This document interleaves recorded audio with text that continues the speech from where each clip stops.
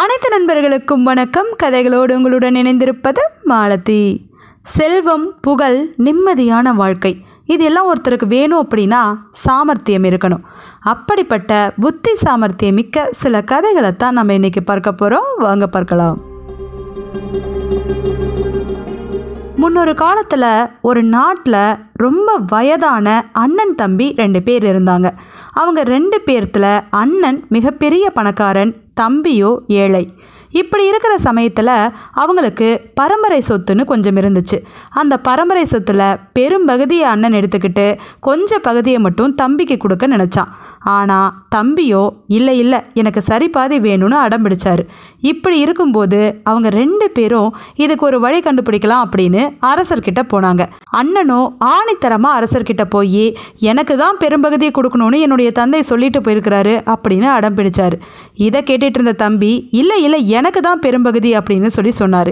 இதெல்லாம் கேட்ட அந்த அரசன் இளம் வயது உடையவன். அந்த அரசனுக்கு கொஞ்சம் அறிவும் கர்வமும் அதிகம். தான் படித்த கற்றறிந்த நூல்களில் இருக்கிற சில கேள்விகளை வரவங்க கிட்டையெல்லாம் கேட்டு அதன் மூலம் தீர்வு கண்டுபிடிக்கணும் அப்படிங்கிற எண்ணம் அந்த அரசனுக்கு இருந்துச்சு. அப்படி இருக்கிற நிலைமையில் சரி, நீங்கள் 2 பேர்த்தில் யார் நான் கேட்குற கேள்விக்கு சரியான பதிலை சொல்கிறீங்களோ அவங்களுக்கே பெரும்பகுதியான சொத்தை நான் வாங்கி கொடுக்குறேன் அப்படின்னு சொல்கிறாரு.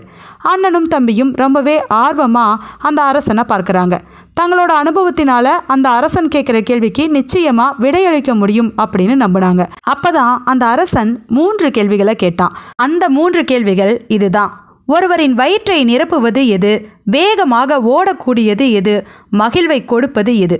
இந்த 3 கேள்விகளையும் கேட்டுட்டு ஒரு நாள் அவகாசம் கொடுக்குறேன், போய் யோசிச்சுட்டு வந்து நாளை சரியான பதிலை சொல்லுங்கள் அப்படின்னு அந்த அரசன் சொல்ல அவங்க 2 பேரும் யோசனையோட வீட்டுக்கு போகிறாங்க.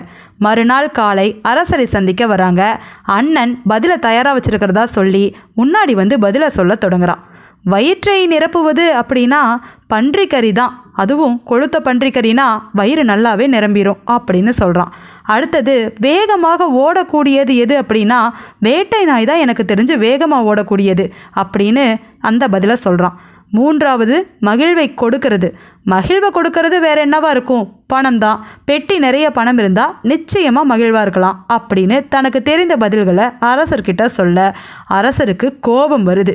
இதெல்லாம் தான் பதிலா அப்படின்னு சொல்லி கோபப்பட்டு அங்கிருந்து அந்த அண்ணனை கிளம்ப சொல்கிறாரு. அடுத்தது தம்பியின் முறை. அரசர் இன்னும் கோபத்தோடு தான் இருந்தார். தம்பி வந்து பதிலை சொல்ல தொடங்குறாரு. வயிறை நிரப்புவது பூமி தான். பூமியில் விளையிற பண்டங்களை வச்சு தான் வயிற்றை நிரப்பிக்கிறோம் இல்லையா அப்படின்னு அவர் சொல்ல அரசர் முகத்தில் ஒரு புன்முறுவல். அடுத்தது வேகமாக ஓடக்கூடியது. இந்த உலகத்திலேயே வேகமாக ஓடக்கூடியது மனிதனின் சிந்தனை ஓட்டம். அதை மிஞ்சிருக்கு இங்கே ஆளே கிடையாது அப்படின்னு சொல்ல அரசரின் முகத்தில் நல்லாவே புன்முறுவல் வருது. 3வது மகிழ்வை கொடுப்பது. மகிழ்வை கொடுக்கறது பணமோ வேற எதுவோ கிடையவே கிடையாது. நிச்சயமாக நிம்மதியான தூக்கம். நிம்மதியான தூக்கத்தில் ஒரு மனுஷன் இருக்கிறான் அப்படின்னா அவனுக்கு எந்த கவலைகளும் இல்லை, அவனால் எல்லா பிரச்சனைகளையும் சமாளிக்க முடியும் அப்படிங்கிற நிலைமையில தான். அப்போ அவன் நிச்சயமாக மகிழ்வாக தான் இருப்பான் அப்படின்னு சொல்ல அரசர் பூரிச்சு போகிறாரு. நிச்சயமாக நீங்கள் சொன்ன பதில் மிக சரியானது, உங்களுக்கே பெரும்பகுதி சொத்தை நான் வாங்கித்தரேன் அப்படின்னு சொல்லி சொன்னதையும் செய்கிறாரு. ஆனாலும் அரசருக்கு ஒரு சந்தேகம். இத்தனையையும் சொல்லக்கூடிய அளவுக்கு திறமை இவருக்கு இருக்கா அப்படிங்கிற சந்தேகம்தான். அதனால் அங்கே அவரை ஒரு விருந்துக்கு கூப்பிட்டு அவர்கிட்ட அப்படியே நாசூக்கா விசாரிக்கிறாரு.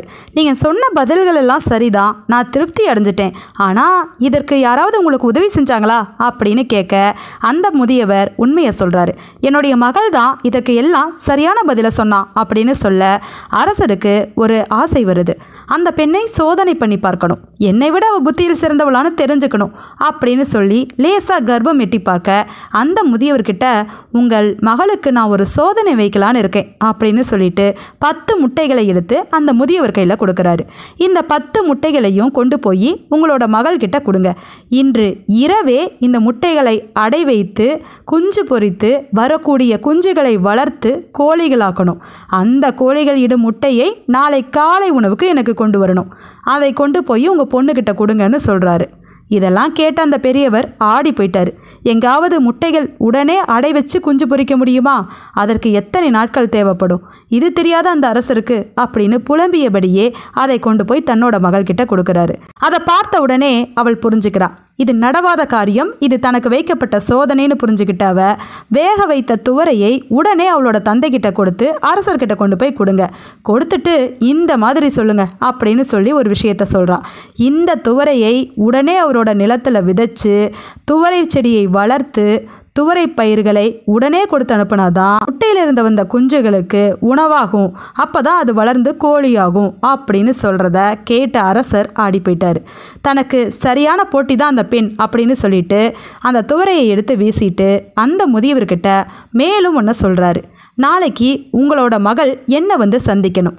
வரும்போது கால்களால் நடந்தோ எதன் மீதாவது சவாரி பண்ணிக்கிட்டோ வரக்கூடாது. அது மட்டும் இல்லாமல் காலில் செருப்பு அணியாமலும் வரக்கூடாது, அணிஞ்சுக்கிட்டும் வரக்கூடாது. வரும்போது எனக்கு பரிசு பொருள் கொண்டுக்கிட்டும் வரக்கூடாது, கொண்டு வராமலும் இருக்கக்கூடாது. இப்படி உங்கள் மகளை வர சொல்லுங்க அப்படின்னு அந்த அரசர் சொல்ல, இந்த முதியவரோ அதை கேட்டு ஆச்சரியப்பட்டு இதெல்லாம் நடக்கிற காரியமா அப்படின்னு சொல்லிட்டு அவரோட மகள்கிட்ட சொல்ல, அவரோட மகளோ இரவு முழுக்க யோசிக்கிறா. மறுநாள் அரசரை சந்திக்க வரா. அவ எப்படி வந்தா தெரியுமா? நாய்கள் பூட்டப்பட்ட பனிச்சறுக்கு வண்டியில். எதன் மீதோ தானே பயணம் செய்யக்கூடாது. பனிச்சறுக்கு வண்டியில் நாய்கள் மேலே இருக்கும், அவள் கீழே உட்காந்துருப்பா. அதனால் அது ஒன்றும் பிரச்சனை கிடையாது. அவள் வெறும் கால்கள்லையும் வரல, செருப்பும் அணியலை. ஒரு காலில் செருப்பு போட்டிருந்தா இன்னொரு காலில் செருப்பு போடலை. அதனால் கால்களில் செருப்பு அணிந்தோ இல்லை அணியாமலோ அவள் வந்திருந்தா. அடுத்தது அவள் வரும்போதே மறைவா 2 விஷயங்களை கொண்டு வந்திருந்தா. ஒன்று முயல், இன்னொன்று சிட்டுக்குருவி. அப்போ அவள் வந்த உடனே அவள் எப்படி சமாளிக்கிறான்னு தெரிஞ்சுக்கணுங்கிறக்காக 2 நாய்களை அவள் மேலே ஏவி விடுறாரு. அந்த நாய்கள் அவள் கிட்ட வந்த உடனே அவள் மறைச்சு வச்சிருந்த முயலை எடுத்து விடுறா. அந்த முயலை பார்த்த உடனே நாய்கள் முயலை துரத்திக்கிட்டு போக ஆரம்பிக்குது. அடுத்தது அவ கையில மறைச்சு வச்சிருந்த சிட்டுக்குருவியை பறக்க விட்டபடி அரசர்கிட்ட இந்தாங்க உங்க பரிசு அப்படின்னு சொல்லும்போது அந்த சிட்டுக்குருவி அரசர் கையில சிக்காம பறந்து போகுது. இப்போ அவள் பரிசு கொடுத்த மாதிரியும் ஆயிருச்சு, கொடுக்காத மாதிரியும் ஆயிருச்சு. அதை பார்த்த அரசர் அவளை வெகுவா பாராட்டுறாரு. உன்னோட அறிவுத்திறத்தை நான் ரொம்பவே பாராட்டுறேன், உன்கிட்ட நான் ஒன்று கேட்கணும் அப்படின்னு சொல்லி அந்த இளம் வயது அரசன் அவகிட்ட நீ என்ன திருமணம் பண்ணிக்கிறியா அப்படின்னு கேட்க அவளும் சம்மதம் சொல்கிறா. அப்படியே அவங்க 2 பேரும் திருமணமும் பண்ணிக்கிறாங்க. காலங்கள் செல்ல அவங்களுக்கு ஒரு மகள் பிறக்கிறா. அந்த மகளை சீராட்டி பாராட்டி வளர்த்து அவள் கன்னி பருவத்தையும் அடைகிறா. அப்போது அவளுக்கு திருமணம் பண்ணணும் இல்லையா? இவங்க 2 பேருமே அதிபுத்திசாலிகள். எப்படிப்பட்ட வரனை பார்ப்பாங்க? அவங்க வரன் பார்ப்பதே ஒரு விசித்திரமாக இருந்துச்சு. அவங்க நாட்டு இளவரசர்களையெல்லாம் மணமகனாக தேடலை. அந்த நாட்டிலேயே யாராக இருந்தாலும் புத்திசாலியாக இருந்தால் போதும் அப்படின்னு தேடிட்டு இருந்தாங்க. அப்போது 3 பேர் அந்த இளவரசியை திருமணம் பண்ணிக்க முன் வந்தாங்க. ஒருத்தர் அந்த நாட்டோட படை தளபதி, இன்னொருத்தர் பொற்கொள்ளர், 3வது ஆள் ஒரு விவசாயி. இப்படி 3 பேரும் அந்த பெண்ணை திருமணம் பண்ணிக்க விருப்பத்தை தெரிவித்தாங்க. திருமணம் பண்ணிக்க விருப்பம் இருந்தால் மட்டும் பத்தாது, அவங்களுக்கு போதிய அளவுக்கு திறமை இருக்குதான்னு சோதனை பண்ணணும். இதுக்காக அந்த அரசனும் அரசியும் ஒரு தேர்வை வச்சாங்க. அது ஒரு விசித்திரமான சோதனை. தன்னோட மகள் இறந்து போயிட்டதா அந்த நாடு முழுக்க தெரிவித்தார் அந்த அரசர். அவளோட உடலை கிடத்தி வச்சுக்கிட்டு அந்த 3 பேர்த்தையும் வர சொன்னார். 3 பேர்கிட்டையுமே நீங்கள் என்னோட மகளை திருமணம் பண்ணிக்க விருப்பம் தெரிவிச்சிருந்தீங்க, அதனால தான் உங்ககிட்ட ஒரு உதவி கேட்கலான்னு இருக்கிறேன் அப்படின்னு அரசர் சொன்னார். அது என்ன உதவினா, அவரோட மகள் இறந்து போகிறதுக்கு முன்னாடி மரகத மல்லி பூ வேணும் அப்படின்னு கேட்டிருந்தா. அந்த மரகத மல்லி எங்கே தெரியுமா இருக்கும்? இந்த நாட்டோட எதிரி நாட்டோட காட்டு பகுதியில் ஒரு மலை அடிவாரத்தில் இருக்குது. அதை போய் பறிச்சுட்டு வர்றது அவ்வளவு சுலபம் இல்லை. அங்கே எதிரி நாட்டு வீரர்கள் ஒரு புறமோ மற்றொரு புறம் விலங்குகளும் இருக்கும். அப்படிப்பட்ட சூழலில் போய் யார் என்னோட பெண்ணுக்காக மரகத மல்லியை கொண்டு வர போறீங்க அப்படின்னு கேட்குறாரு. 3 பேருமே அந்த பெண்ணை விரும்பினதா சொன்னனால தான் அவங்க 3 பேர்த்துக்கிட்டையும் இந்த மாதிரி ஒரு சோதனையை சொல்கிறாரு. 3 பேர்த்தில் முதலாமவன் படைத்தளபதி. படைத்தளபதியோ அங்கே மரகத மல்லியை கொண்டு வரதுனா சாதாரண விஷயம் கிடையாது. படை வீரர்களையும் சமாளிக்கணும், விலங்குகளையும் சமாளிக்கணும். படை வீரர்களை கூட சமாளிச்சிருவேன், ஆனால் விலங்குகள் கிட்ட கடிப்பட்டுட்டா என்னோட வாழ்க்கையே அவ்வளோதான். இறந்து போன பெண்ணுக்காக நான் ஏன் அதை செய்யணும்? அதனால் எனக்கு என்ன பயன் அப்படின்னு யோசிச்சு அவன் முன்வர தயங்கி நின்னான். அடுத்தது பொற்கொள்ளன். பொற்கொள்ளனுக்கு சொல்லவே வேண்டாம். பெண் இறந்துட்டான்னு கேள்விப்பட்ட உடனே அந்த பக்கமே எட்டி பார்க்கல. இப்படி இருக்கிற சமயத்தில் அந்த விவசாயி அரசர்கிட்ட வராரு. நான் அந்த பெண்ணை உண்மையாலுமே விரும்பினேன். அந்த பெண் இறக்கும்போது மரகத மல்லி வேணும்னு ஆசைப்பட்டா அவளை அடக்கம் பண்ணுறதுக்குள்ள அதை எப்பாடுபட்டாவது நான் கொண்டு வந்து தரேன் அப்படின்னு சொல்லிட்டு கிளம்பி போகிறான் அந்த விவசாயி. ஒரு சாதாரண விவசாயி எப்படி இத்தனையும் சமாளித்து மரகத மல்லியை கொண்டு வர போகிறாரு அப்படிங்கிற ஆச்சரியம் அரசருக்கு ரொம்பவே இருந்துச்சு. அதனால் அந்த விவசாயியை பின்தொடர சில வீரர்களை அனுப்பி வச்சாரு அரசர். போகும்போது அந்த விவசாயி தன்னுடைய மடி நிறைய கூழாங்கற்களை கட்டிக்கிட்டாரு. அதுக்கப்புறம் ஒரு கையில் தீப்பந்தத்தை எடுத்துக்கிட்டாரு. இப்படியே காட்டுப்பகுதியில் நடக்க தொடங்கினாரு. காட்டுக்குள்ள நுழைஞ்சு அந்த எதிரி நாட்டோட எல்லை பகுதியை தாண்டும் போது எல்லை பகுதியில் காவல் காத்துட்டு இருந்த வீரர்கள் எதிரி நாட்டுக்காரன் நம்ம நாட்டில் நுழைஞ்சிட்டான்னு சொல்லி அந்த விவசாயியை துரத்த ஆரம்பிக்கிறாங்க. விவசாயி தான் திட்டமிட்டபடியே கையில் சில கூழாங்கற்களை எடுத்துக்கிறாரு. வேகமாக ஓட ஆரம்பிக்கிறாரு. அந்த வீரர்கள் அந்த விவசாயியை பின்தொடர்ந்து வராங்க. அப்படி ஓடிக்கிட்டு இருந்த விவசாயி எங்கே போய் தெரியுமா நின்னாரு? சில மரங்களுக்கு பக்கத்தில் போய் நின்னாரு. அண்ணாந்து அந்த மரத்தை பார்த்தாரு. வரிசையாக எல்லா மரங்களிலும் தேன்கூடு இருந்துச்சு. கற்களை அந்த தேன்கூட்டை பார்த்து வீசி எரிந்தபடியே ஓட ஆரம்பிச்சாரு. தேனீக்களை கண்டு அந்த வீரர்கள் அஞ்சி நடுங்கினாங்க. ஏன்னா தேனீக்கள் கிட்ட இருந்து அவங்கள காப்பாற்றிக்க எந்த உபகரணங்களையும் அவங்க கொண்டு வரல. ஆனால் விவசாயியோ தான் கையில் தீப்பந்தத்தை வச்சிருந்தாரு. உடனே அதனை கொளுத்தி புகை ஏற்படுத்தினாரு. தேனீக்கள் அவரை தாக்காத வண்ணம் ஓட ஆரம்பிச்சாரு. அங்கிருந்து எப்படியோ தப்பிச்சிட்டாரு. பின்னாடி வந்த வீரர்கள் பின்வாங்க ஆரம்பிச்சிட்டாங்க. அதுக்கப்புறம் அங்கிருந்து அவர்கள் கண்கள்ல இருந்து மறைஞ்சு போயிட்டாரு இந்த விவசாயி. இப்படியே போயிட்டு இருக்கும்போது அந்த மலைப்பகுதியையும் அடைஞ்சாரு. அந்த மலையின் ஓரத்துல ஒரு சிறிய குடிசையும் அங்க ஒரு மூதாட்டி சோகமாவும் இருக்கிறத பார்த்தவரு அந்த மூதாட்டிய நெருங்கி போய் அந்த விவசாயி தன்னோட சந்தேகத்தை கேட்கிறாரு. இங்க காட்டு விலங்குகள்லாம் அதிகமா இருக்குதுன்னு சொல்றாங்க. அப்படி இருக்கும்போது பயம் இல்லாம எப்படி இங்க நீங்க தங்கி இருக்கிறீங்க அப்படின்னு கேட்க அந்த மூதாட்டி பதில் தரா. நான் இங்க தினமும் வந்து தங்குறவ கிடையாது. அது மட்டும் இல்லாம காட்டு விலங்குகள் இருந்து என்னை காப்பாத்திக்கிற யுக்தி எனக்கு தெரியும் அப்படின்னு சில மூலிகைகளை எடுத்து காட்டுறா. அதை எரித்து புகை உண்டாக்குனா அந்த புகையோட வாசனைக்கு அஞ்சி எந்த விலங்குகளும் இந்த பக்கம் வராது அப்படின்னு சொல்றதை கேட்டு அந்த மூலிகையை பற்றிய விவரங்களை கேட்டு தெரிஞ்சுக்கிறா அந்த விவசாயி. அதுக்கப்புறமா அந்த பாட்டிக்கிட்ட நீங்க ஏன் இவ்வளவு சோகமா இருக்கிறீங்க, ஏதாவது பிரச்சனையா அப்படின்னு கேட்க அந்த மூதாட்டி தன்னோட கதையை சொல்றா. எனக்கு ஒரு சகோதரி இருக்கிறா. நாங்க 2 பேரும் கடைசி காலத்துல தனியாக தான் வாழ்ந்துட்டு இருந்தோம். எங்களோட தந்தை விட்டுட்டு போன சில சொத்துக்களை 2 பேரும் பகிர்ந்துக்கலான்னு முடிவு பண்ணணும். அப்படி பகிர்ந்துக்கும் போது அப்பாவியா இருந்த என்ன என்னோட சகோதரி ஏமாற்ற நினைச்சா. எங்கள் தந்தையின் சொத்துக்களான ஒரு போர்வை, ஒரு பசுமாடு, ஒரு காணி நிலம், இதுல நல்ல பகுதிகளை மட்டும் அவ எடுத்துக்கிட்டா. மாட்டின் பின்பகுதி அவளுக்குன்னும் முன்பகுதி எனக்குன்னும் பிரிச்சு கொடுத்தா. போர்வை இரவு நேரத்துல அவளுக்குன்னும் பகல் நேரத்துல எனக்குன்னும் பிரிச்சு கொடுத்துட்டா. காணி நிலத்தில் எது விளைவிச்சாலும் அடிப்பகுதி அவளுக்குன்னும் மேல் பகுதி எனக்குன்னு சொல்லிட்டா. நானும் நம்பி சில காலம் வாழ்ந்துட்டு இருந்தேன்.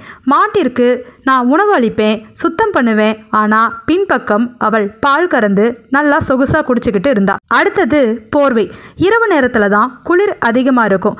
அந்த சமயத்தில் அவள் போர்வையை உபயோகிச்சுக்குவா. பகல் நேரத்தில் எனக்கு கொடுத்துருவா. ஆனால் பகல் நேரத்தில் எனக்கு போர்வையே தேவைப்படாது. அதே போல தான் நிலத்தில் பயிர்களுக்கு நான் மேல் பகுதியில் தண்ணீர் விட்டு உரம் போட்டு நான் பராமரிப்பேன். அடிப்பகுதியில் விளையிற எல்லா பண்டங்களையும் அவள் எடுத்துக்கிட்டு மேலே இருக்கிற வெறும் செடி கொடிகளை எனக்கு கொடுத்துருவா.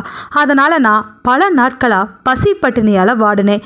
போர்வை இல்லாமல் குளிரில் தவிச்சேன். ஆனால் அவளோ பிரிச்சது தான். நான் உன்கிட்ட ஏற்கனவே சொல்லி தானே பிரித்தேன் அப்படின்னு பிடிவாதமாக நின்றுட்டா. எனக்கு வேறு வழி தெரியல. அதனால் சோகமாக இருக்கும்போதெல்லாம் இந்த மாதிரி காட்டுக்குள்ளே வந்து கொஞ்ச காலம் இளப்பாரிட்டு அப்புறமா போவேன் அப்படின்னு சொல்கிறத கேட்டு அவன் ஒரு யோசனையை அந்த மூதாட்டிக்கு தந்தான். நீங்கள் என்ன பண்ணுறீங்க தெரியுமா? அந்த போர்வையை பகல் நேரத்தில் முழுக்க தண்ணியில் போட்டு வச்சுருங்க. அதுக்கப்புறமா மாட்டிற்கு உணவே கொடுக்காதீங்க. கொஞ்ச நாள் பட்டினி போடுங்க. அது மட்டும் இல்லாமல் அவங்க பால் கறக்க வரும்போதெல்லாம் சவுக்கால் 2 விளாசு இருங்க அப்படின்னு சொல்கிறான். அதுக்கப்புறமா காணி நிலத்தில் நீங்கள் விளைவிச்சிருக்கிற பயிரை வளர வெட்டி விட்டுருங்க. அதுக்கப்புறம் கீழே எப்படி நல்ல பண்டங்கள் விளையுதுன்னு பார்க்குறேன். இதெல்லாம் நீங்கள் செஞ்சுட்டு திரும்பி வாங்க. அதுவரை நான் இங்கேயே காத்திருக்கேன். இதுக்கு நிச்சயமாக உங்களுக்கு பலன் கிடைக்கும் அப்படின்னு சொல்லி அனுப்புகிறான். அந்த மூதாட்டி மகிழ்ச்சியான முகத்தோடு அங்கிருந்து கிளம்புறாங்க. அவன் சொன்ன மாதிரியே செய்கிறாங்க. பகல் நேரத்தில் போர்வையை தண்ணீரில் நனைச்சி வைக்கிறாங்க. மாட்டிற்கு உணவே கொடுக்கறதில்ல. அதே போல் நிலத்தில் விளையும் பயிர்களை வளர வெட்டி விட்டுறாங்க. இதையெல்லாம் பார்த்துட்டு இருந்த அந்த மூதாட்டியோட சகோதரி ரொம்ப வருத்தப்படுறாங்க. ஏன்னா மாட்டில் பாலே கிடையாது, ஏன்னா அது உணவு உண்றதே கிடையாது. அதுக்கப்புறம் இரவு நேரத்தில் போர்வையை போத்திக்க முடியறதில்ல, ஏன்னா பகல் நேரம் முழுக்க அது தண்ணீரில் கிடந்தனால அது ஈரமாக இருந்துச்சு. அடுத்தது நிலத்தில் பயிர்கள் வளர வளர வெட்டி விட்டனால கீழே நல்ல பண்டங்களே விளையல. இதையெல்லாம் பார்த்துட்டு இருந்த அந்த மூதாட்டியோட சகோதரி கடைசியாக அந்த மூதாட்டிக்கிட்ட வந்து மன்னிப்பு கேட்குறாங்க. நான் செஞ்சது தவறு தான், இனிமே இது எல்லாத்தையும் நம்ம சரிசமமாக பங்கிட்டுக்கலாம் அப்படின்னு சொல்கிறத கேட்டு அந்த மூதாட்டி மகிழ்ச்சியோடு ஓடி வந்து அந்த விவசாயிக்கிட்ட நடந்ததை சொல்கிறாங்க. அந்த விவசாயியும் மனநிறைவோட மரகத மல்லியை பறிக்க கிளம்புறாரு. அப்போ அந்த மூதாட்டி அந்த மரகத மல்லியை பறிக்க எளிதான வழி ஒன்று இருக்கிறதா சொல்லி காட்டுறாங்க. அந்த வழியாக போய் எளிதாக அந்த விவசாயி மரகத மல்லியை பறிச்சுக்கிட்டு நாட்டுக்கு போகிறாரு. நாட்டுக்கு போன உடனே அவருக்கு மிகப்பெரிய அதிர்ச்சி காத்திருந்துச்சு. ஏன்னா இறந்து போனதா சொன்ன இளவரசி அங்கே உயிரோடு உட்கார்ந்துட்டு இருந்தாங்க. அரசர் சோதனை பண்ணுறதுக்கு தான் இந்த விஷயத்தை இந்த மாதிரி போட்டியாக அறிவிச்சிருக்கிறாரு. இதில் வெற்றி பெற்றது நிச்சயமாக அந்த விவசாயி தான். விவசாயியை பின்பற்றி போன வீரர்கள் அந்த விவசாயியை என்னென்ன வேலைகள் செஞ்சார், மூதாட்டியோட பிரச்சனைகளை எப்படி தீர்த்தாரு அப்படிங்கிறது எல்லாத்தையும் அரசர்கிட்ட சொல்லிட்டாங்க. அரசருக்கும் அரசிக்கும் மனமகிழ்ச்சிக்கு அளவே இல்லை. ஒரு நல்ல ஆளை தன்னோட மகளுக்காக தேர்ந்தெடுத்துட்டோம். அது மட்டும் இல்லாமல் இனிமே இந்த நாட்டோட எல்லா பொறுப்புகளையும் இவர் தான் பார்க்கணும், அதுக்கு மிக தகுதியான ஆள் இவர் தான் அப்படின்னு சொல்லி அவருக்கு தன்னோட பெண்ணை கல்யாணம் பண்ணி கொடுத்தது மட்டும் இல்லாமல் அந்த நாட்டுக்கு அரசராகவும் அறிவிக்கிறாங்க. இப்படி விவசாயி தன்னோட சிறந்த குணத்தினாலையும் புத்தி சாதுரியத்தாலையும் அந்த நாட்டுக்கு அரசராகவும் தன் மனம் கவர்ந்த பெண்ணுக்கு கணவனாகவும் ஆயிட்டாரு. மீண்டும் இது போல ஒரு நல்ல கதையோடு சந்திப்போம். நன்றி.